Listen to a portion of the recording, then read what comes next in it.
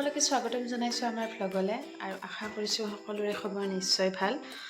আৰু এতিয়া মই আইটোক সন্ধিয়াৰ খাদ্যখিনি মই খুৱাই আহিলোঁ আৰু পাকঘৰত আছোঁ এতিয়া বৰ্তমান।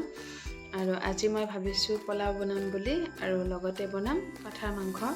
আৰু বহুদিন মানে কি ৰেচিপি ভ্লগ মই দিয়াও নাছিলোঁ, সেইকাৰণে ভাবিলোঁ কি আজি মই ৰেচিপি ভ্লগ এটা দিওঁ। এতিয়া মাংসখিনি যোগাৰ কৰাৰ আগতে চাহ খোৱা বাচন বৰ্তনবোৰ ভাবিলোঁ আগতে ধুই লওঁ আৰু তাৰপিছত যোগাৰ কৰিম। আৰু এতিয়া মাংসখিনি মই ধুই ল'লোঁ, ধুই পেলাই পিঁয়াজ আদা নহৰু আৰু গোটেইখিনি মই বাকলি গুচাই পেলাই এতিয়া কাটি আছোঁ আলুখিনি। আৰু মাজতে মিষ্টাৰ আহিল, সেইকাৰণে ক'লোঁ যে অলপমান মোবাইলটো ধৰি দিয়া। মছলা চছলা চাই আছে, কিবা মছলা আছে,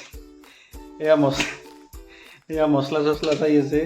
আমি তাৰমানে বেছি মছলা চছলা নানো, চ' এই আগৰে মছলা আছিল, মছলা নাখাওঁ আমি বেছি। পাঠাৰ মাংসত অলপমানতো মছলা দিব লাগিবই, আৰু উইথ পোলাও আছে যিহেতু, গতিকে এই মছলা চছলাবিলাক চাই আছে। তাইক মোবাইল দেখি আছা নেকি? মোবাইল দেখি আছা? মোবাইল চাই আছা? হয় হাই, মোবাইল চাই আছা নেকি? এই কি চাই আছা এইবিলাক? হা, এই কি চাই আছা?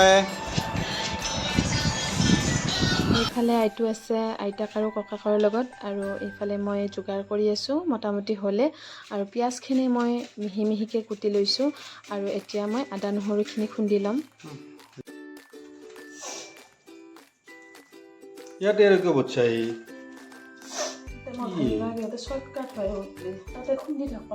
পাতা আছে, মিক্সি আছে, কিবা ইয়াতে বটি আছে। কাৰবাৰ শ্বৰ্টকাটে লগা হৈছে। পিঁয়াজ ইমান, পিঁয়াজৰ চুপাৰ হিট দাম দেই। আৰু এয়া মই কুকাৰ বহাইছোঁ, আৰু ভাবিছোঁ মাংসখিনি মই আজি কুকাৰত বনাম অলপ বেলেগ পদ্ধতিত। এয়া যোগাৰবিলাক কৰি লৈছোঁ, এইখিনি মই পাতাত বটিম, বটা নাই। আৰু এইখিনি ইয়াত জালুক আৰু এইফালে নহৰু আদা এইবিলাক গোটেইখিনি বস্তু ৰেডি কৰি লৈছোঁ মই। এয়া মই প্ৰথমতে কুকাৰত মই তেল দি লৈছোঁ, মিঠাতেল। এতিয়া শুকান জলকীয়া, তেজপাত আৰু লগতে গোটা জিৰা মই দি ল'ম তেলতে। এতিয়া দিছোঁ পিঁয়াজখিনি যিখিনি আছিল গোটেইখিনি মই দিছোঁ, দি পেলাই অলপ টাইম মই লৰাই থাকিম, আৰু অলপ পিছতহে মই মাংসটো দিম। এয়া দেখিছে, এতিয়া মই মাংসখিনি দিবলৈ লৈছোঁ, আৰু পিঁয়াজখিনি ব্ৰাউন কালাৰ নোহোৱালৈকে আপোনালোকে মাংসখিনি নিদিব, ব্ৰাউন কালাৰ হ'লেহে দিব। আৰু এতিয়া জোখ অনুসৰি মই নিমখখিনি দি লৈছোঁ, আৰু হালধি অলপমান মই পিছত দিম। আৰু এতিয়া মই লৰাই থাকিম মাংসখিনি, আৰু অলপ টাইম পিছত মই দি লৈছোঁ আলু, আৰু আলুখিনি অকণমান ভাজি লোৱাৰ পিছত দিছোঁ মই হালধি। এতিয়া দি লৈছোঁ মই আদা নহৰু, বটি থোৱা আদা নহৰুখিনি, আৰু মছলা মই যি পাউডাৰ আছিল অলপ চলপ, সেইখিনি মই দেৰিকৈ দিম অলপ। আৰু এতিয়া মই বহুত সময় ভাজি থাকিম এইখিনি। আৰু দেখিছে মই লৰাই আছোঁ বহুত দেৰিলৈকে। এতিয়া পোলাওৰ কাৰণে মই ডাঙৰ কুকাৰটো ধুই লৈছোঁ, আৰু পোলাওখিনিও মই ডাঙৰ কুকাৰটোতে মই বহাম। আৰু চাওক, মাংসখিনিৰ কালাৰ লাহে লাহে ইমান ধুনীয়া হৈ আহিছে, কাৰণ বহুত সময় মই লৰাই আছোঁ। আৰু এইখিনি মই গৰম মছলা পাতাত বটি আনিছিলোঁ, এইখিনি মই এতিয়া দিম। পানী দিয়াৰ আগতে মই এইখিনি দিছোঁ, কাৰণ যিহেতু কুকাৰত বনাইছোঁ।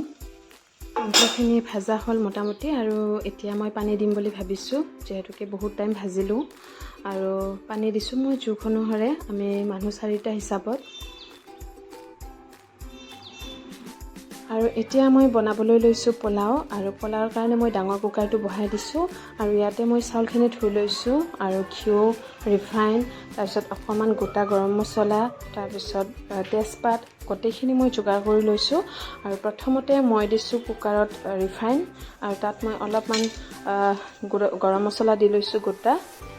আৰু এইফালে যে আছিল পানী দিছিলোঁ মাংসখিনিত, এতিয়া মই ঢাকনখন ইয়াত মই লগাই দিছোঁ, আৰু ইয়াত মই 5-6টা চিটি আহিবলৈ দিম। আৰু ইয়াত দিছোঁ তেজপাত আৰু পোলাওখিনি বনাবৰ কাৰণে মানে বেলেগ একো যোগাৰ নাছিল, বিন আৰু গাজৰ নাছিল, সেইকাৰণে মই কাজু আৰু খিচমিচে দিছোঁ পোলাওখিনি।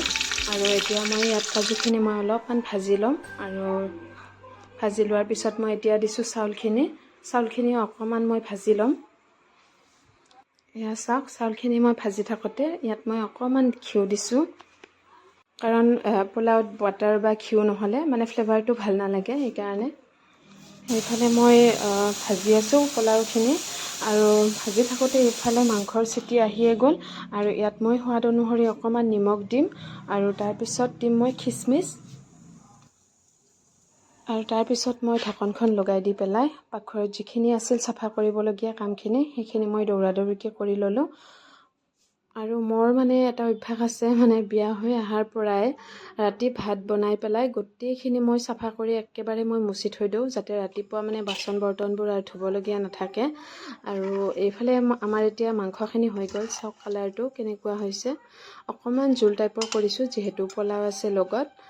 আৰু এইফালে পোলাওখিনিও হৈ গ'ল আৰু একদম চিম্পুল টাইপত পোলাওখিনি বনাইছোঁ, যিহেতুকে ভেজিটেবলছ একোৱে এড কৰা নাই মই ইয়াত।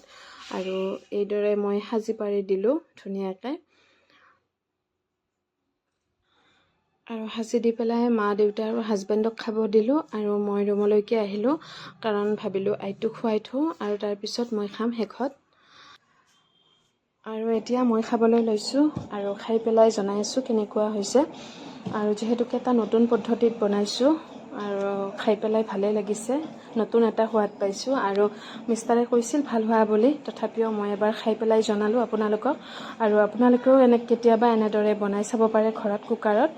আৰু গতিকে আজিলৈ ভিডিঅ'টো ইমানেই আছিল, গোটেইখিনি চোৱাৰ বাবে অশেষ ধন্যবাদ।